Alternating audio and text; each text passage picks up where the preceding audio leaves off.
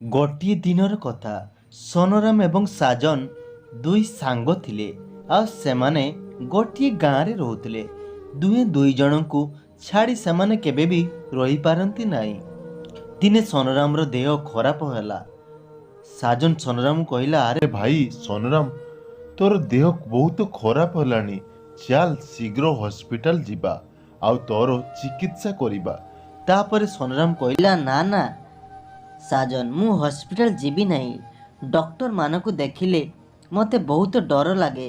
ପ୍ରଥମେ ତ ମେଡ଼ିସିନ ଖାଇବାକୁ ମୋତେ ବହୁତ କଷ୍ଟ ଲାଗେ। ଆଉ ଇଞ୍ଜେକ୍ସନ କଥା ଜମା କହନି, ମରିଯିବି ପଛେ ଇଞ୍ଜେକ୍ସନ ନେବି ନାହିଁ। ତାପରେ ସାଜନ କହିଲା, ଆରେ ଭାଇ ସୋନରାମ, ତୁ ଏତେ ବଡ଼ ହୋଇଗଲୁନି, ଇଞ୍ଜେକ୍ସନ ପାଇଁ କାହିଁକି ଡରୁଛୁ? ତୁ ଯେମିତି ପିଲା ଅଛୁ ଏବେ ବି। ତୁ ଚାଲିଲୁ ଶୀଘ୍ର ଚାଲ, ନହେଲେ ତୋର ଦେହ ଆହୁରି ଖରାପ ହୋଇଯିବ। ଆରେ ଭାଇ ନା କହିଲି, ମୁଁ ଯିବିନି। ମୋର ଦେହ ଯେତେ ଖରାପ ହେଉଛି ହେଉ, କିନ୍ତୁ ମୁଁ ଡକ୍ଟର ପାଖକୁ କେବେ ବି ଯିବିନି। କାରଣ ଡକ୍ଟର ପାଖକୁ ଗଲେ ସେ ମୋତେ ଇଞ୍ଜେକ୍ସନ ଫୁଡ଼େଇ ଦେବେ। ତୁ ଭାଇ ଏଠାରୁ ଗଲୁ ଶୀଘ୍ର। ସାଜନ ଭାବିଲା ସୋନରାମ ଏଠାରୁ ଯିବ ନାହିଁ।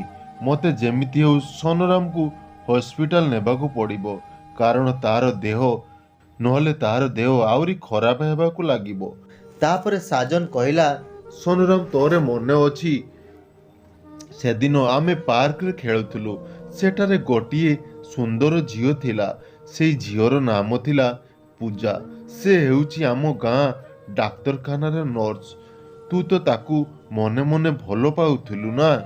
ଏଥିରେ ଅସୁବିଧା କ'ଣ? ତାପରେ ସୋନରାମ ଖୁସି ହୋଇଗଲା ଆଉ ସାଜନ ତାକୁ ହସ୍ପିଟାଲ ନେବା ପାଇଁ ରେଡ଼ି ହୋଇଗଲା। ତାପରେ ସାଜନ ସୋନରାମକୁ ହସ୍ପିଟାଲ ନେଇଗଲା। ସେଠାରେ ପୂଜା ନର୍ସ ସହିତ ସୋନରାମର ଦେଖା ହେଲା ଆଉ ସୋନରାମ ପୂଜାକୁ ଦେଖି ବହୁତ ଖୁସି ହୋଇଗଲା। ପୂଜା ମଧ୍ୟ ସୋନରାମକୁ ଦେଖି ହସିଦେଲା। ସାଜନ ଡକ୍ଟରକୁ ସୋନରାମକୁ ଦେଖାଇଲା। ଡକ୍ଟର କହିଲେ, ସୋନରାମକୁ ଜ୍ୱର ହୋଇଛି। ପୂଜା, ତମେ ଏଇ ଇଞ୍ଜେକ୍ସନଟି ସୋନରାମ ଦେହରେ ଲଗେଇ ଦିଅ। ସୋନରାମ ପୂଜା ମୁହଁକୁ ଚାହିଁ ହୋଇ ରହିଥାଏ।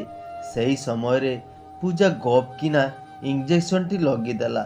କିଛି ସମୟ ପରେ ସୋନରାମର ଜ୍ୱର ଭଲ ହୋଇଗଲା।